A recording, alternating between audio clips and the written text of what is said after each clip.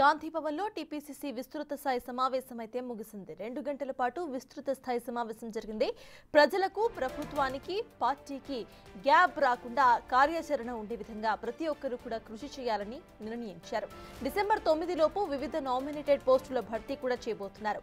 విపక్ష పార్టీలు చేస్తున్న అసత్య ప్రచారాన్ని, కుట్రలను తిప్పికొట్టాలని నిర్ణయించారు. కులగణన వ్యవహారంలో బీఆర్ఎస్, బీజేపీ అసత్య ప్రచారానికి ధీటుగా ఎదుర్కొంటూ వాస్తవాలు క్షేత్రస్థాయిలో ప్రజలకు చెప్పాలని నిర్ణయించారు.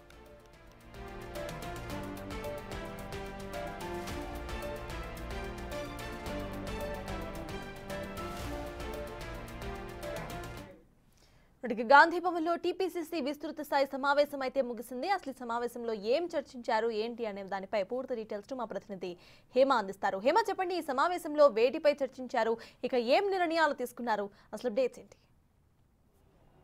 గాంధీ భవన్లో టీపీసీసీ నేతృత్వంలో జరిగినటువంటి విస్తృత స్థాయి మీటింగ్ అయితే ముగిసింది. ఈ మీటింగ్లో ఆల్రెడీ అటు డిప్యూటీ సీఎం భట్టీతో పాటు ఇతర మంత్రులు, అదేవిధంగా ఎమ్మెల్యేలు, విప్లు, మొత్తం ఎంటైర్ కాంగ్రెస్కి సంబంధించినటువంటి నాయకత్వం కూడా పార్టిసిపేట్ చేసింది. ముఖ్యంగా డిసెంబర్ 9వ తారీఖు కాంగ్రెస్ ఏర్పడి సంవత్సరం ముగుస్తున్నటువంటి నేపథ్యంలో అనేక కార్యక్రమాలకు సంబంధించినటువంటి డిస్కషన్ అయింది. ముఖ్యంగా ఏడాదికి సంబంధించినటువంటి విజయోత్సవాలతో పాటు ప్రస్తుతం జరుగుతున్నటువంటి ఏదైతే పరిణామాలు ఉన్నాయో వాటిని కూడా ఎదుర్కోవాలి. ముఖ్యంగా కాంగ్రెస్కి సంబంధించినటువంటి ప్రతి ఒక్కరు కూడా యాక్టివ్గా ఉండాలి. పార్టీకి, అదే ప్రభుత్వానికి, ప్రజలకు మధ్యలో గ్యాప్ రాకుండా ప్రతి ఒక్కరు కూడా కృషి చేయాలి. ప్రతి ఒక్కరు కూడా గ్రౌండ్ లెవెల్లోకి వెళ్ళి పబ్లిక్తో ఇంటరాక్ట్ అవ్వాలి, పబ్లిక్తో మాట్లాడాలి అంటూ కూడా ఈ సమావేశంలో ముఖ్యంగా చర్చించినట్టుగా కూడా తెలుస్తుంది. మరొక వైపు రానున్నటువంటి లోకల్ బాడీ ఎలక్షన్స్తో పాటు జిహెచ్ఎంసీ ఎలక్షన్స్ పైన కూడా ఫోకస్ పెట్టాలి. ప్రతి ఒక్కరు కూడా పబ్లిక్కి అందుబాటులో ఉండాలి అంటూ కూడా డిస్కస్ చేశారు. అండ్ రాబోతున్నటువంటి డిసెంబర్ 9వ తారీఖు 1 ఇయర్ ముగుస్తుంది కాబట్టి 1 ఇయర్ పాటు కాంగ్రెస్ గవర్నమెంట్, ముఖ్యంగా రాష్ట్రంలో తెలంగాణ సర్కార్ ఏర్పడిన తర్వాత ఏదైతే ప్రజలకు చేసినటువంటి, ముఖ్యంగా ప్రజలకు అందించినటువంటి గ్యారెంటీలు ఏవైతే ఉన్నాయో వాటన్నిటిని కూడా ప్రజలు దృష్టిలోకి తీసుకెళ్ళాలి. ఆ ఫ్యూచర్లో చేయబోతున్నటువంటి కార్యక్రమాలు కూడా ప్రజలు దృష్టిలోకి తీసుకెళ్లాలంటూ డిస్కస్ చేశారు. మరొక వైపు కాంగ్రెస్ అధిష్టానం, ముఖ్యంగా ఏఐసిసి అగ్రనేత రాహుల్ గాంధీ కూడా ఇటు బీసీల పైన చాలా పాజిటివ్ ఒపీనియన్తో ఉన్నారు. దీన్ని కూడా బీసీల దృష్టికి మనం తీసుకువెళ్ళాలి అంటూ కూడా ఒక నిర్ణయం తీసుకున్నారు. మరొక వైపు ప్రస్తుతం రాష్ట్రంలో ఎంతో ప్రతిష్టాత్మకంగా జరుగుతున్నటువంటి కులగణన సంబంధించినటువంటి సర్వే, దీనిపైన అనేక అపోహలు వస్తున్నాయి. రీసెంట్ డేస్లో మనం చూసాము, ఇటు బీఆర్ఎస్ కానివ్వండి, బీజేపీ కానివ్వండి, ఎప్పటికప్పుడు కులగణన సర్వే పైన వ్యతిరేకం కానివ్వండి, నెగటివ్ టాక్స్ అనేవి ఎక్కువగా స్ప్రెడ్ చేస్తున్నారు. సో వీటిని కూడా దృష్టిలో పెట్టుకొని బీఆర్ఎస్ కానివ్వండి, బీజేపీ కానీ చేస్తున్నటువంటి అసత్య ప్రచారం ఏదైతే ఉంటుందో దాన్ని తిప్పికొట్టాలి. ప్రతి ఒక్కరు కూడా ప్రస్తుతం జరుగుతున్నటువంటి క్యాస్ట్ సెన్సస్ ఏదైతే ఉందో దానిపైన ప్రజలకు అవగాహన కల్పించాలి అంటూ కూడా డిస్కషన్ చేశారు. మరొక వైపు ప్రస్తుతం ఏదైతే కులగణన కానివ్వండి, అదేవిధంగా ప్రతి ఒక్కటి కూడా రాష్ట్రంలో ప్రస్తుతం జరుగుతున్నటువంటి పరిణామాలన్నింటినీ కూడా ఈ మీటింగ్లో డిస్కస్ చేసినట్టుగా కూడా తెలుస్తుంది. ముఖ్యంగా డిసెంబర్ 9 లోపు కూడా వివిధ నామినేట్ పదవులు ఏవైతే ఉన్నాయో వాటన్నిటిని కూడా కంప్లీట్ చేయాలి అంటూ కూడా ఒక నిర్ణయం తీసుకున్నారు. మరొక వైపు ప్రస్తుతం విపక్షాలు చేస్తున్నటువంటి తప్పుడు ప్రచారం ఏదైతే ఉందో దానిపైన ప్రజలకు అవగాహన కల్పించాలి. ప్రతి ఒక్క లీడర్ కూడా క్యాడర్కి కానివ్వండి, లేదంటే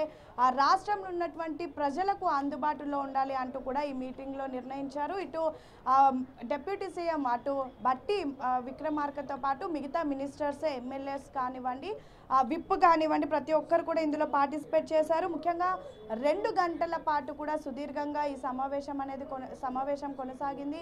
అనేక అంశాలపైన కూడా చర్చించినటువంటి పరిస్థితి, రాష్ట్రంలో జరుగుతున్నటువంటి ప్రజెంట్ సిచ్యువేషన్స్తో పాటు ఫ్యూచర్లో రానున్నటువంటి 4 ఏళ్లలో ప్రభుత్వం ఏమేమి ప్రజలకు తీసుకురాబోతుంది, ప్రజలకు ఎటువంటి సదుపాయాలు కల్పించబోతుంది, ముఖ్యంగా 6 గ్యారెంటీలు కానివ్వండి, అవి అమలు అయ్యేటటువంటి ప్రాసెస్ కానివ్వండి, వీటన్నిటి కూడా ప్రజల దృష్టికి ఎప్పటికప్పుడు తీసుకెళ్ళాలి. ముఖ్యంగా ప్రభుత్వానికి ప్రజలకు అయితే గ్యాప్ లేకుండా ప్రతి ఒక్కరు కష్టపడాలి. Moreover social media present BRS social media కూడా యాక్టివ్గా పనిచేయాలి. ఎప్పటికప్పుడు ప్రభుత్వం చేస్తున్న ప్రతి ఒక్కటిని కూడా ప్రజల్లోకి ప్రజెంట్ మనం డేస్ చూసుకుంటే ఏదైనా ప్రజలకు తెలియాలంటే సోషల్ మీడియా అనేది చాలా కీ రోల్ పోషిస్తున్నటువంటి నేపథ్యంలో సోషల్ మీడియా చాలా యాక్టివ్గా పనిచేయాలి. ప్రభుత్వం చేస్తున్నటువంటి ప్రతి ఒక్కటి కూడా ప్రజలకు తెలిసే విధంగా యాక్టివ్గా ఉండాలి అంటూ కూడా డిస్కస్ చేశారు. మరొక వైపు రాబోతున్నటువంటి 1 year సెలబ్రేషన్స్ ఏవైతే ఉన్నాయో వాటిపైన కూడా డిస్కస్ చేసినట్టుగా తెలుస్తుంది. మోరోవర్ జిహెచ్ఎంసీ ఎలక్షన్స్ అయితే ఈసారి కాంగ్రెస్ ప్రభుత్వానికి ప్రధానంగా మారబోతున్నాయి. ఎందుకంటే